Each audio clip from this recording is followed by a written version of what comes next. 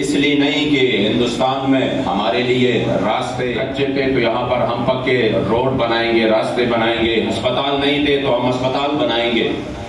ادھر کوئی ریلوے نظام نہیں تھا تو ہمارے لیے ادھر ہوگا، ادھر مساجد نہیں تھے تو ہم ادھر مساجد بنائیں گے، ادھر مدارس نہیں تھے تو ہم مدارس بنائیں گے،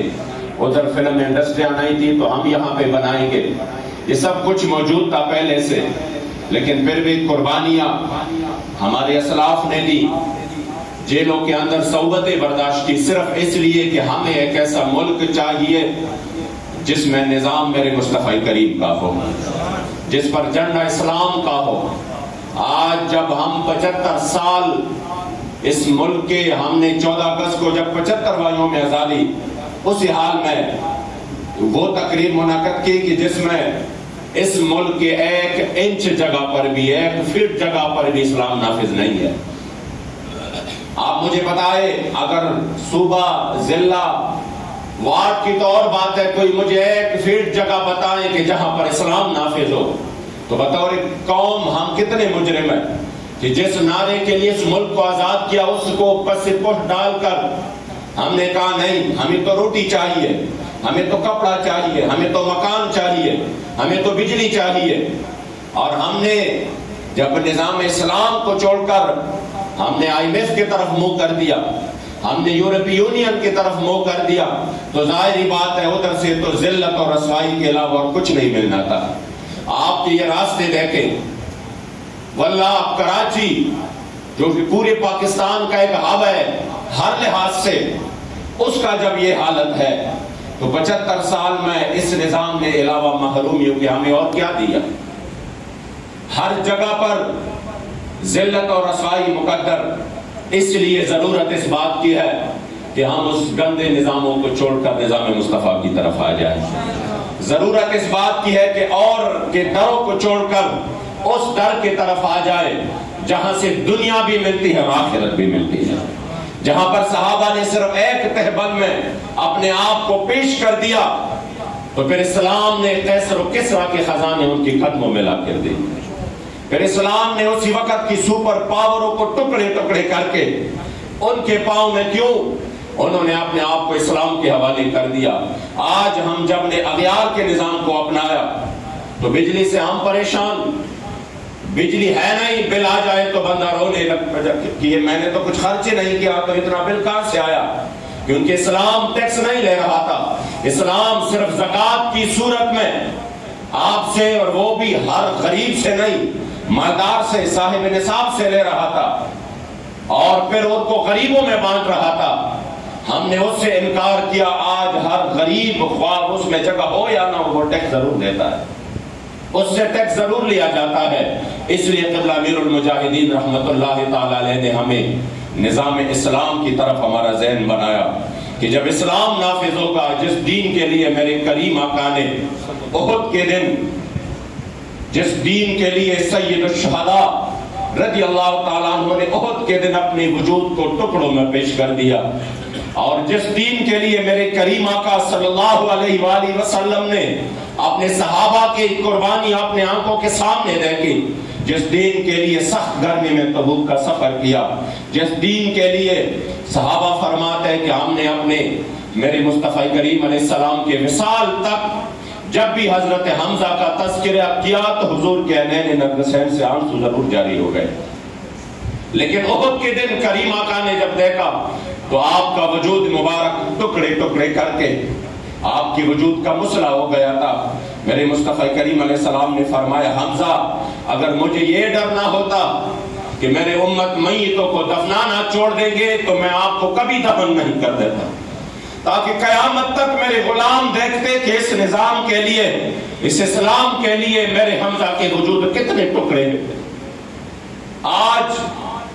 ہم دیکھیں جس دین کے لیے صحابہ یوں گھروں سے نکلے کہ پھر ان کو زندگی میں کبھی اپنے بچوں کو دیکھنا نصیب نہیں ہوا۔ یہ جو افغانستان میں خراسان تک، یہ جو ادھر ادھر آپ مختلف ممالک میں صحابہ کی مزارات دیکھ رہے ہیں، یہ وہ صحابہ تھے جو ایک مرتبہ اسلام کے جھنڈے کو لے کر نکلے، پھر انہوں نے زندگی میں اپنا گھر ان کو دیکھنا واپس نصیب نہیں ہوا۔ وہ صحابہ جو افریقہ کے صحراء و جنگلوں تک گئے، जो बहर काहिल तक गए हजरत उक़बा बिन नाफे, और अपने घोड़े के दोनों पांव उसी दरिया में उन्होंने डालकर यूं ऊपर आपके आंखों में आंसू जारी हो गए, ऊपर देखा, या अल्लाह गवाह रहना, ये जमीन खत्म हो चुकी है, मेरे सामने पूरा अब दरिया है, एक समंदर है, अगर ये जमीन खत्म ना होती तो गवाह रहना कि मैंने आपके दीन का झंडा इस दुनिया के आखिरी कोने तक लेके जाना था। आज वो दिन गरीबुल वतन है, कोई बंदा तैयार नहीं है कि उनको अपने अदालती निज़ाम में, कचहरी में जगह दे, कोई बंदा तैयार नहीं है कि उनको अपने तर्ज माशरत में जगह दे, कोई बंदा तैयार नहीं है कि उसको अपने मुल्क में नाफिज कर दे। एक ऐसे वक्त में तहरीक लब्बैक ने इस्लाम का झंडा लेकर मैदान अमल में है, और रस्मन नहीं है, खुदा की कसम अगर आपको एक सेकंड के लिए भी नजर आ जाए कि ये अपनी बात कर रहे हैं, ये अपनी आप को आगे लाने की बात कर रहे हैं, तो फिर आपका हक है कि हमारे ऊपर आप थूके। लेकिन अगर हम निज़ाम इस्लाम की बात कर रहे हैं, हुजूर की दीन की बात कर रहे हैं, और सिर्फ बात नहीं अमलन उसके लिए मैदान में है, और उसके लिए जमाने के बड़े बड़े जाबिरों से टक्कर ले रहे हैं, और उनकी रियासती जुल्म जबर का मुकाबला कर रहे हैं, उनकी मुसलसल जुल्म का और सितम का खुशी से मुकाबला कर रहे हैं, सिर्फ इसलिए कि ये चाहे जितना भी जुल्म सितम कर ले, हम जिनका काम करते हैं अगर उनकी तरफ से एक निगाह नाज हो जाए तो इंशाअल्लाह दुनिया भी संवर जाए, आखिरत भी संवर जाए। अरकान शुरा कोई पंजाब से, कोई कहां से, कोई कहां से, सिर्फ इसी खातिर आए हैं कि हम एक दर्द लेके आए हैं। क़िबला अमीरुल मुजाहिदीन रहमतुल्लाह ताला अलैह ने हमें जो निज़ाम इस्लाम का सबक दिया, और हमने फिर उसकी आपकी आवाज पर लब्बैक कहा, गली गली और कोचे कोचे उसको, उस पैगाम को आम करने के लिए आज हम यहाँ पे है। और पाकिस्तान जो इस्लाम की बुनियाद पर बना, और उसमें 75 साल से इस्लाम के आगे बंद बांधे हैं, कोई बंदा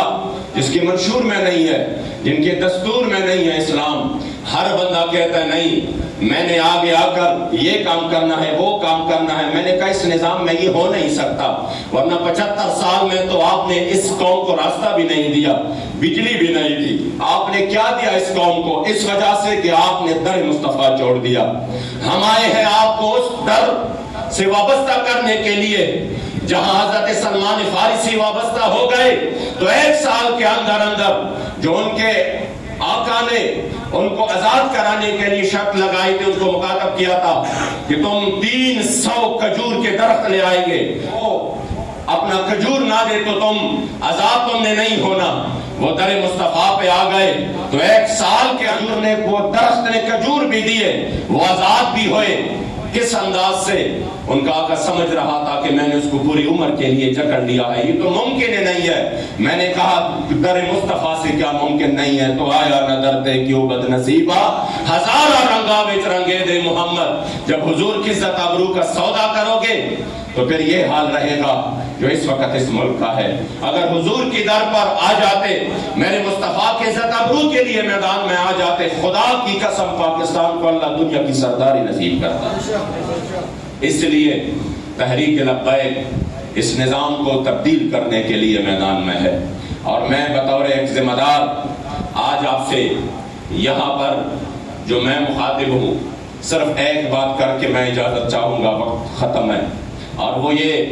कि हमने अगर इस मैदान में कदम रखा है, खुदा की कसम हमें जो लग रहा है पाकिस्तान में सबसे मुश्किल मैदान यही है, सबसे मुश्किल काम यही है कि हम किसी से जाकर कहें कि हम आप हमें वोट दें, फिर उनकी हम बातें सुने, फिर उनकी हम मुख्तलिफ तज्ज़िये सुने, फिर उनकी हम मुख्तलिफ तंज़ सुने। इसके बावजूद अगर हम इस मैदान में आ चुके हैं, वल्लाह हमें जरूरत नहीं है। लोग शायद सियासत इस वजह से करें कि उनको इज्जत मिले,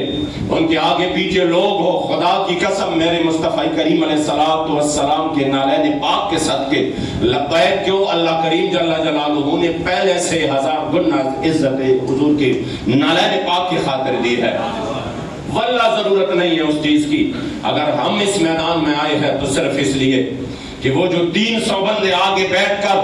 पूरे पाकिस्तान की मुस्तकबिल का फैसला करते हैं, वो जाकर जो भी निजाम नाफिज कराना चाहते हैं وہ نافذ کرتے ہیں، باقی 23-24 کروڑ فارغ پہ اس طرح بیٹھے ہوتے ہیں، اس میں سے 2 کروڑ بھی نکلے، ان کی نکلنے کا وہ ویلیو نہیں ہے جو ادھر 300 بندوں کا ہے کہ وہ قانون بناتے ہیں۔ تو ہم کہتے ہیں ہم ادھر ان بندوں کو بٹھائے جو میرے مصطفی کریم علیہ السلام کے دین کے نفاذ کے لیے کوشش کرے، اور جب حضور کا دین تخت پہ آئے گا پھر خدا کی قسم یہ محرومیاں نہیں ہوں گی، پھر اس ملک کا وزیر اعظم 300 کنال گھر میں اور غریب کے 10% لوگ فٹ پاتھوں پر نہیں سوئیں گے،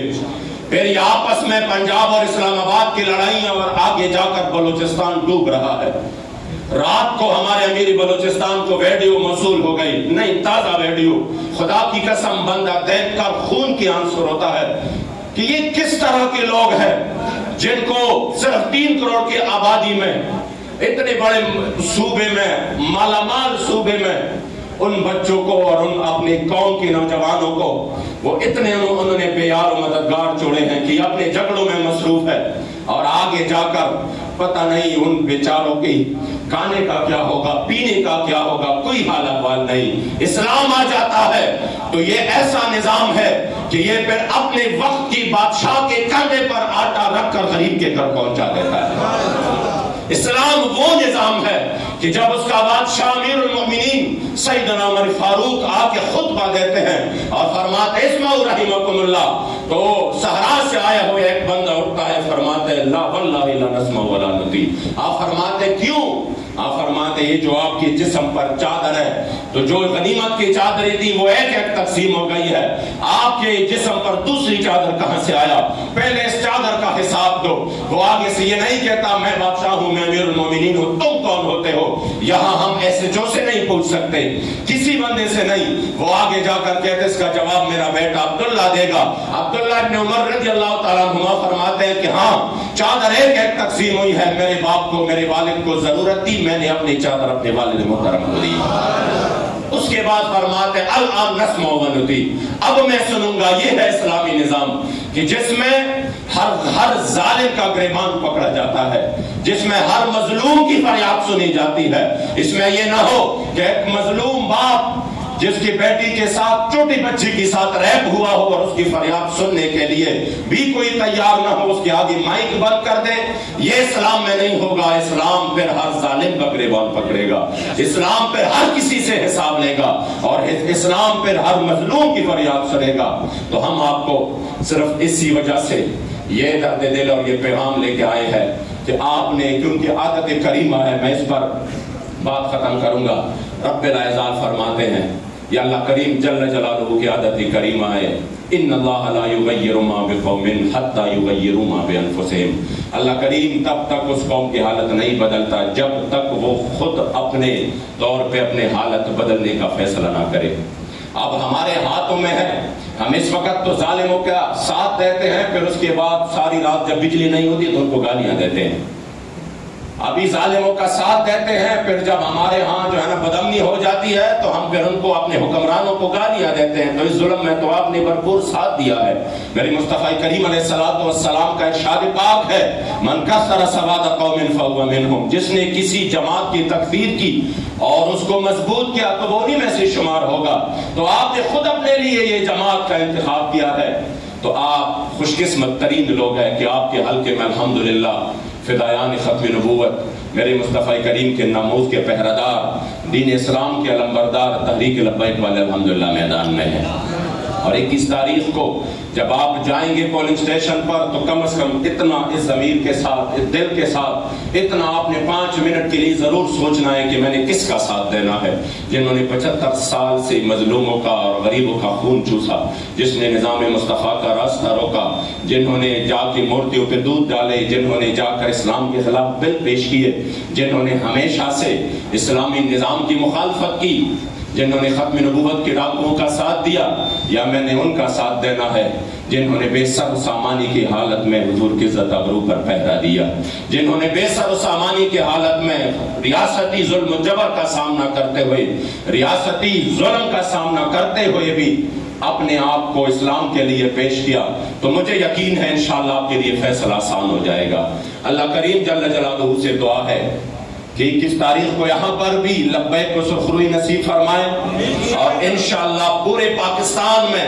جہاں پر بھی نظام اسلام کی اتنی توانا آواز اٹھ رہی ہے، اللہ کریم جل جلالہ ہر جگہ سے تحریک لبیک کی مدد فرمائے۔ تاجدار ختم نبوت